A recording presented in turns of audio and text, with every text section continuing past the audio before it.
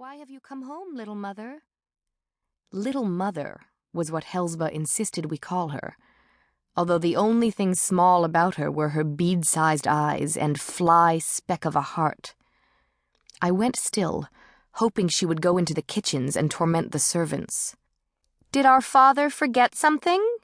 Tizai's voice grew even louder, as though she were walking down the hall to my chamber. But tell me, and I shall find it for you. I heard Helsba snap. Out of my way, runt, just before my door slammed open.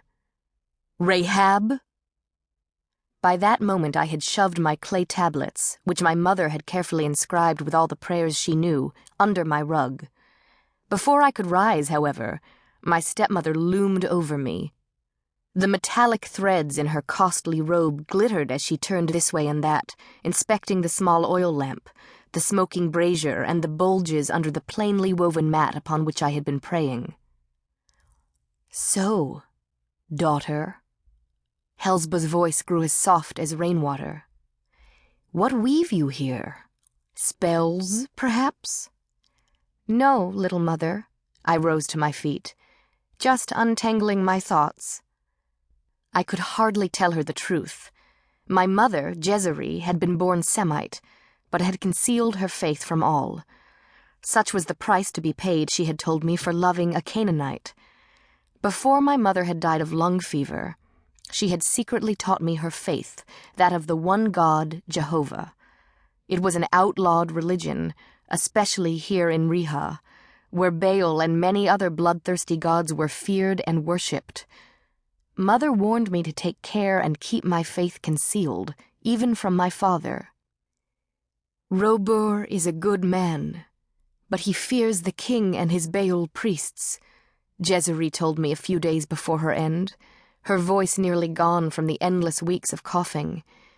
That is why I told him I am Mayan, not Semite.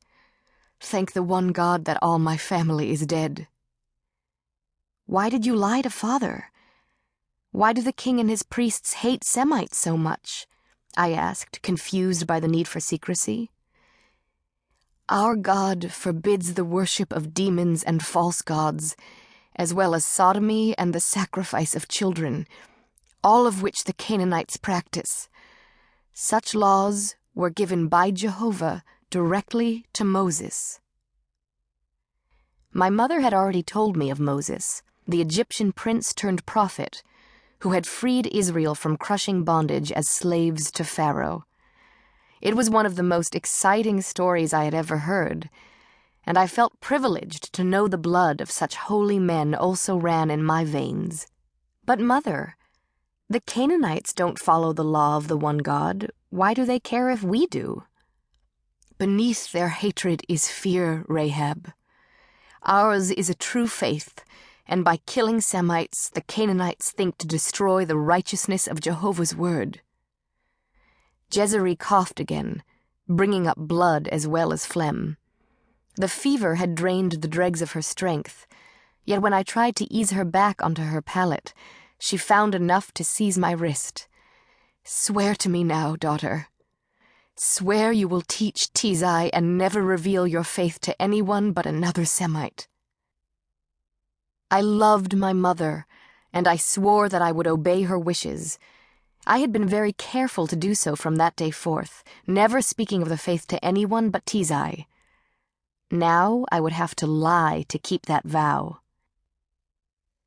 I was meditating on the Chokhmah of Moloch, I told her, although she knew I avoided the temple, her friends from it, and everyone else who worshipped there. That was not Moloch's wisdom. You were speaking strange words, foreign, evil-sounding words. My stepmother was a lazy, greedy woman, but her eyes were not ignorant, and neither were her ears. Where did you learn this pig's tongue? Temper rose inside me, hot and fierce. It is not... I clenched my hands and jaw and stared hard at my feet. It was a simple prayer of praise taught to me by a merchant. It was not a falsehood. I had been giving praise to Jehovah, and while she had spent most of her day at her loom, my mother had occasionally gone to the shop during festivals.